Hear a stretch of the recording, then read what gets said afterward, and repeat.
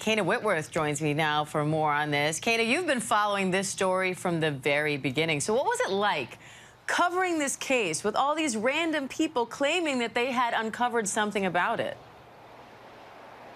Yeah, Diane, that created a real challenge, right? But the issue is that because authorities weren't saying a lot, there was this information vacuum, and it had to be filled, and it ended up being filled with these internet online sleuths with these wild accusations, and it became noise for me that I had to ignore. You know, Diane, we deal in facts here at ABC, and we're proud of that. And so you just have to ignore that noise.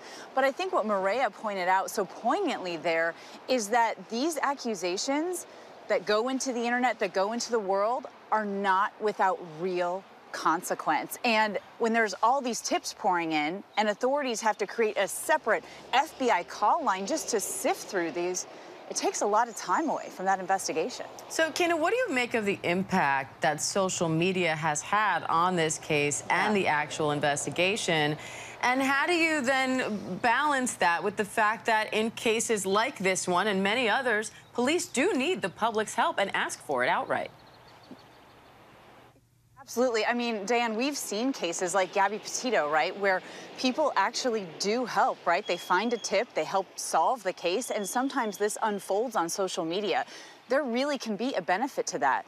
But again, because there was so little actual information on this case in Idaho, these, online detectives really took off with, again, these wild accusations. And I would say it was really hard, particularly on the families, to hear some of these accusations, and sometimes they were at the forefront of that. And all the time, Diane, I think about Jack. I think about Kaylee's ex-boyfriend, who is still very close to her and her family, and the amount of accusations thrown at him were extremely detrimental. And this is a young man who was grieving, and he was hardly allowed that process. I'm sure what a difficult, unimaginable process for him and the whole family. Yeah. Kana, your podcast, The King Road Killings, takes a deep dive on this story. So what can listeners expect to learn about it? So, Diane, as we cover stories, it's kind of rare that we have the time and the space to pull at every single thread that we want to. And this podcast allows that. It also allows for people to open up in a different and unique way than I've ever experienced. And so over the last 7 months, we've been talking with our sources. And so people who have been following the story really closely are going to hear new interviews. They're going to hear new details. But if you haven't been following the story closely, we will get you caught up very quickly. You won't be left behind. So, Kana, where does the case stand now? Right.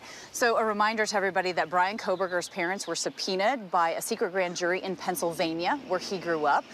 The next thing that's happening is tomorrow, in all likelihood, Bryan Kohberger will be in a Latah County courtroom again. This is because of the gag order. The Gonzalez family lawyer, Shannon Gray, is trying to get this gag order removed, as are several news organizations. So that happens tomorrow. But again, all eyes right now, Diane, are looking forward to his October 2nd trial date. All right, Kana Whitworth. Thank you, Kana. And you can watch the full episode, The King Road Killings, on Impact by Nightline, streaming now on Hulu. And be sure to listen to the ABC Audio True Crime podcast about the case. You can listen to episode 1 of The King Road Killings wherever you get your podcast. Just click the follow button to get those episodes delivered right to your phone. Hi, everyone. George Stephanopoulos here. Thanks for checking out the ABC News YouTube channel. If you'd like to get more videos, show highlights, and watch live event coverage, click on the right over here to subscribe to our channel. And don't forget to download the ABC News app for breaking news alerts. Thanks for watching.